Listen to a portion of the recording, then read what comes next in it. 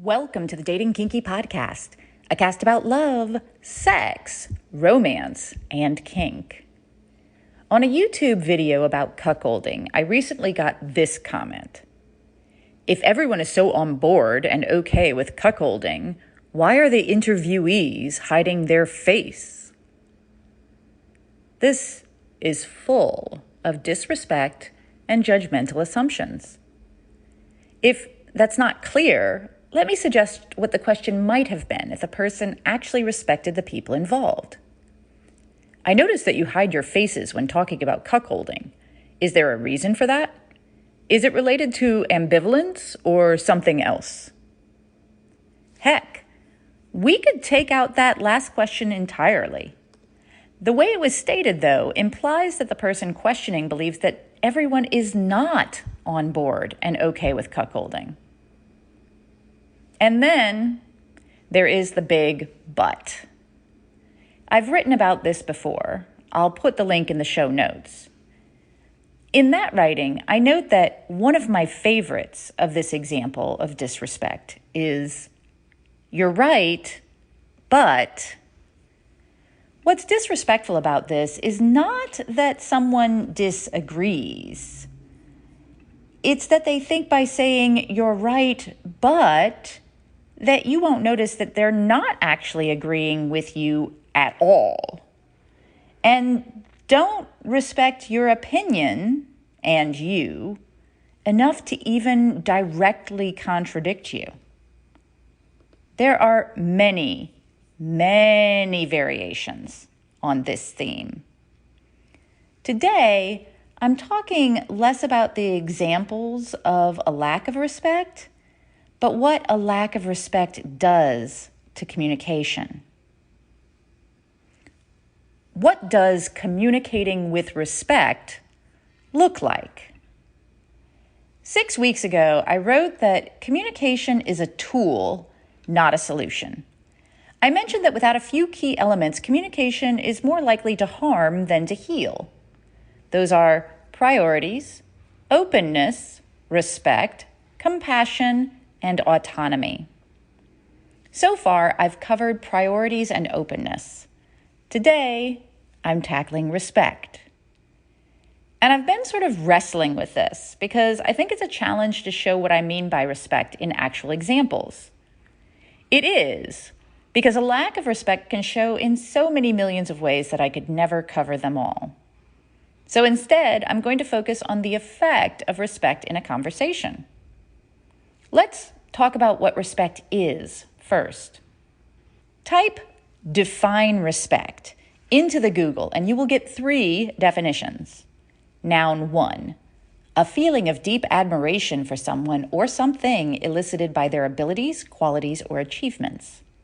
Noun 2, due regard for the feelings, wishes, rights, or traditions of others. Verb 1, admire someone or something deeply as a result of their abilities, qualities, or achievements. Admiration comes up in 2 of those definitions. When was the last time you were in an argument with someone you loved and you felt admired? I'm guessing some of you will be able to honestly say, never, not once. Most of you will be able to say, not often, been a while. Some few will be able to say, it happens. And maybe 1 or 2% will be able to say, more often than not, which is sad. But let's turn this around, shall we? If you were to ask your partner how often you make them feel admired when you're arguing, what would they say? And don't ask them when you're basking in postcoital bliss, but when you're arguing. So, admiration, elicited by their abilities, qualities, or achievements. What might this mean? Well, let's imagine a bit. What do we do with people we respect? What do you do when someone you deeply respect is speaking? Do you shut up and listen? Do you listen to all of their words before responding? Do you think about what they are saying? Do you try to understand their points? Do you validate them by agreeing or by acknowledging their thought processes? Do you respond with care for your words? Do you keep a reasonable tone of voice? Do you engage with humility? There may be some of you out there whose cultures demand that you acknowledge your admiration for a worthy adversary or a respected foe by being as loud and as strong as possible, because you know that they will always bring their best. Sure. I'll just say that your partners and friends, though, are not your foes. And if that's how you're treating them, it's time to turn that around. Feeling disrespected, unappreciated, invalidated will shut down a conversation. Or rather, it will prevent progress. The words will likely not stop, nor will the yelling, the tears, the upset, the anger. But they will not lead you forward. You will not move towards your priorities. You will not share openly. You will be far more likely to do harm than good. And notice what I said there. Feeling disrespected. In this case, it's not even whether you respect them or not. More on that in a second. But whether or not they feel respected by you in that moment, in that conversation. And that will determine how they move forward with you. Whether you feel respect will play a big part in whether or not they feel respected. Although I'll be the first to tell you that respecting someone does not necessarily mean that they feel it. But if you do not respect someone, I can tell you with a 97% plus or minus 2% surety that they will not feel respected. Unless they are an incredibly oblivious narcissist, or you are a brilliant actor, or both. So your lack of respect will bleed through into everything you communicate. Let me just give you an example. A man wrote to me about wanting a woman-led relationship with his wife and said to me, "I just know she would love it, but she doesn't know what she would love." Ugh. He doesn't even trust the woman he claims to love and claims to want to follow to know her own mind. Do you think that maybe his lack of respect for her comes across in his communication to her and that it shuts her down? Makes her not want to actually be fully open and honest with him about her wants and needs? And, I don't know, makes her feel like his desire for a woman-led relationship that he's trying to talk her into might be disingenuous or actually self-serving rather than for her benefit? Maybe? Bueller? Now, were I to ask this person if he respected his wife, he would say yes, because I did, and he assured me he did, that it was complicated, that when you know someone as well as you do, and you know what they want better than they do, yeah. So, yeah, having respect for the person is the first step in communicating your respect for them. And that also means being honest with yourself, unlike that guy. Let's go back to those questions I asked and ask them a bit differently. Do you shut up and listen because you want to hear what they have to say? Do you listen to all of their words before responding because you want to hear everything they have to say? Do you think about what they are saying because you want to give their thoughts and feelings your mental attention? Do you try to understand their points because you know that you will be improved through that understanding?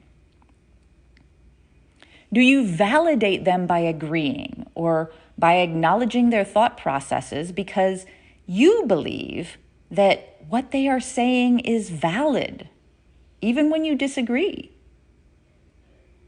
Do you respond with care for your words because you believe they deserve your care?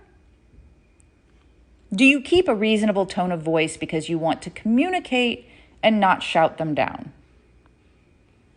Do you engage with humility because they are amazing and important to you in this conversation?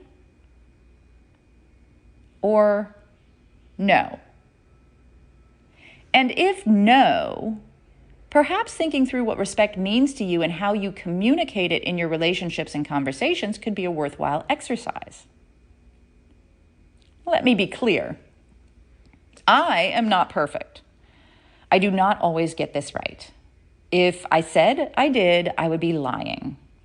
Just the other day, I had a craptaculous week topped by a shitty day with all sorts of stressors, not all bad, but all of them stressful.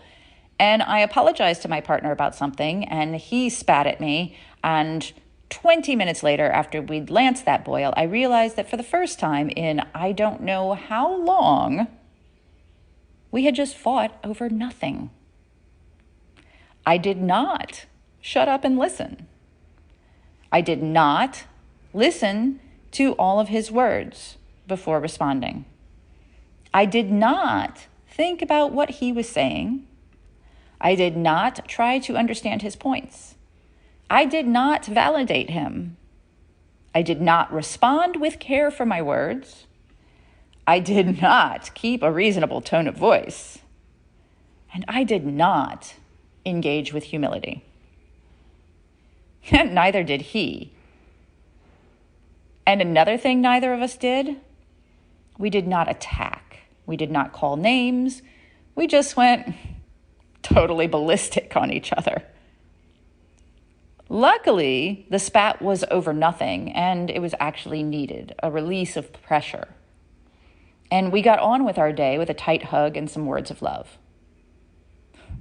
I guess we've used up our fight quota for 2022 then. What are your thoughts? Do you feel respected and admired in your communications with the people closest to you? Do you respect the people you communicate with, like really respect them, and show them through your communication actions? Do you feel that your communication has suffered from a lack of respect in the past or now? Thank you for joining me today. If you love this episode, please share it with others who would enjoy it. And please do join me on our new apps available in the Google Play and Apple App Stores. Dating Kinky. It's built by Kinksters for Kinksters, poly, queer, trans folk, and anyone not quite vanilla, and it's free. Find me on FetLife as Nookie Notes, and on Twitter, Pinterest, YouTube, Facebook, and Medium as Dating Kinky. We're on Instagram as Dating Kinky Official, all one word. Also, find me on the new Moan app in beta for iPhone. I'm Miss Nookie there. TheMonapp.com. Have a kinky day, and I'll catch you next episode.